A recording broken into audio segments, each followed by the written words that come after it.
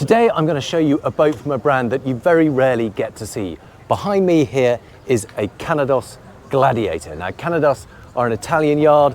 They only build a handful of boats a year, probably around 10. They're all very custom built, very bespoke, and anywhere from about 40 foot to 140 foot. Now this is the Gladiator 493. It is part of their open day boat sort of performance range. This particular one, let's have a quick look at the spec. It's 493 means it's 49 foot long. It has 2 cabins and you can have it either with diesel inboard power or petrol outboard power. This particular one is fitted with twin Volvo Penta 440 stern drives, but you can have up to triple 600 horsepower outboard engines, Mercury V12 outboard engines, and then you're talking about 50 knots plus. This particular one around about 38 knots, but it is a pure bespoke, custom-built Italian piece of design loveliness. Check out 3 huge sun pads.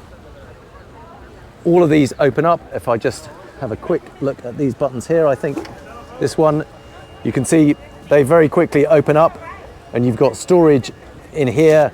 Well, for a whole heap of stuff. It's at the show, it's full of kit at the moment, but you can get 2 C-bobs inside there. Let me close that up. And then the engine locker is under that, but I'll save that for the end of the tour. Now coming forward, we've got a big seating area here.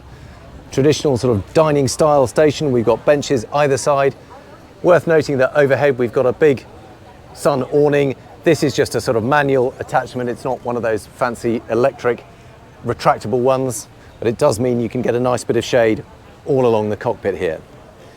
Table opens up. I won't bother with that because we've got the apples on display. Big wet bar here.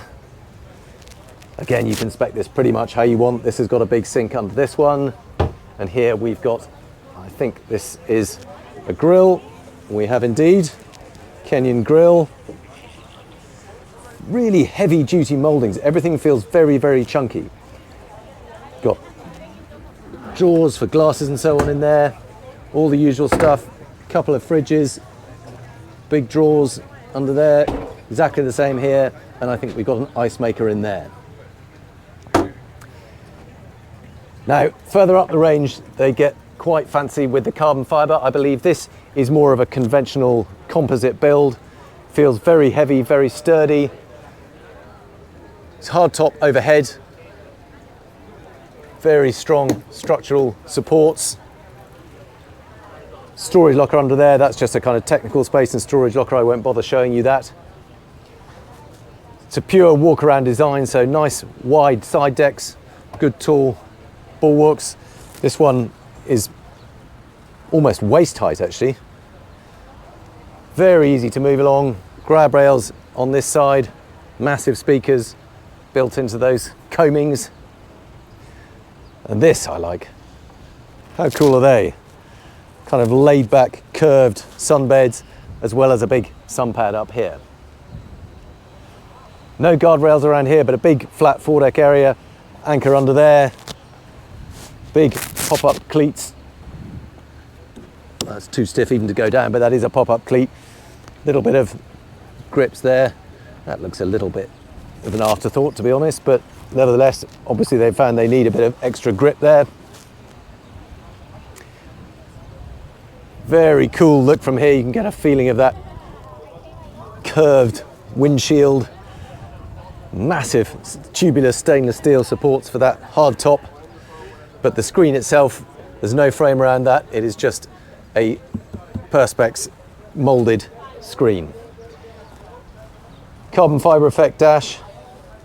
A little bit scrappy, some of the finish around here, but very nice, clear identification, anchor up and down, navigation lights, sun pad opening, sun pad closing, engine room pumps, etc. Conventional Volvo Penta throttles, platform up and down, so clearly a hydraulic bathing platform too. Adjustable helm position. I love this Gladiator logo, it looks very fearsome. We have got joystick steering, so even though this is stern drives, We find that these don't work quite as well as it does with the IPS pods, but it does still enable you to move the boat sideways, twist it on the spot. But because the stern drives are all the way at the back, it's not quite so effective. So you have got a bow thruster too. There is also the option for surface drives on this. So if you want to go super fast but retain diesel engines, you can have surface drives fitted. Skylights in here, none of these open, but it does just mean you get a nice diffused light coming through there. And very cool looking bucket style seats. Oh, you can see they're kind of cut out in there so you don't get too hot, but really nice and supportive. And those could do with a little bit of extra resistance on those, otherwise they just flop down.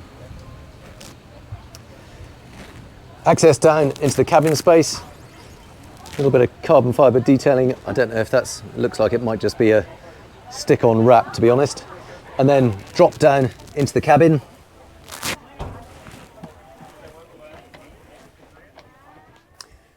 And this feels very Italian and masculine and dark and brooding. Got this kind of grey oak finish.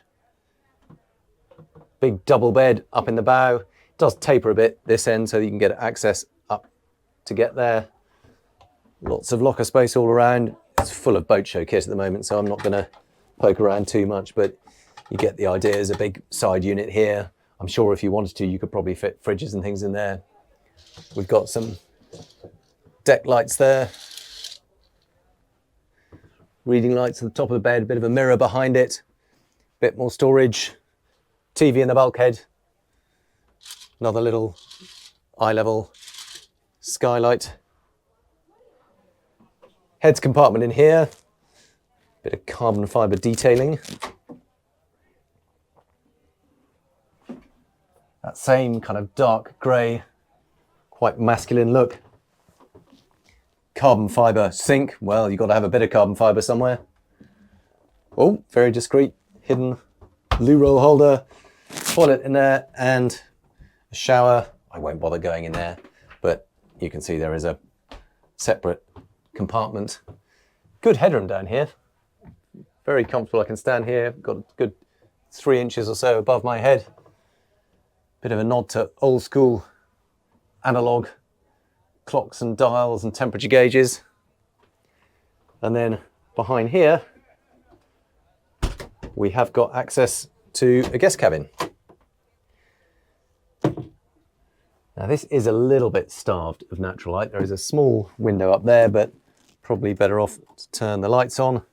And then you can see there is a bed tucked under the cockpit there. Always going to be a bit compromised because once you're under the cockpit, you're never going to get a great deal of headroom, but there's enough space to lie down there, plenty of space to stand at the entrance to the cabin. It's fine here, but obviously a bit limited once you get into the bed. Bit of storage space behind there. I don't expect that's going to get used an awful lot. This looks to me like a kind of big day boat, very occasional overnighter or weekender. Owner might sleep on board 1 or 2 nights. I don't think you're going to have too many guests staying on board. But there we go. Really good to see something from Canados. If you're looking for something that's really quite exclusive, lots of different engine performance options. Talking of that, let's have a bit of a look at the engine room itself. I think it's this button here. So the whole of this moulding lifts up, and really good to see. So often on these slightly niche exotic boats, you find that you've got really good guest spaces but very limited access to the engines. Not so on this one. The whole of this aft end lifts up, and there you've got very easy access. It goes a lot higher than this. I'm just not going to bother to lift it the whole way, but how nice is that to have instant access? You can get the engines in or out. You can lift the whole thing up, plenty of headroom, plenty of fresh air. You can see we've got a quick gyro fitted there. So good stabilisation too. Now this is the hydraulic platform, and that looks like a pure carbon fibre ladder, like that. So that is the Gladiator. Now, of course, being fully bespoke, It's not the cheapest option going. This particular one is about 1.4 million euros ex-tax. But if you want something exclusive with plenty of grunt and a very distinctive style, you're very unlikely to see one of these when you pull into your marina. So there you go. Very interesting for me to see it. There's that big Gladiator logo that I pointed out earlier. I love that. It looks like a kind of old-fashioned knight from medieval times or something. I presume it's probably more meant to be a gladiator from Roman times, but there you have it. I hope you've enjoyed looking around something very exclusive. Always interesting to see.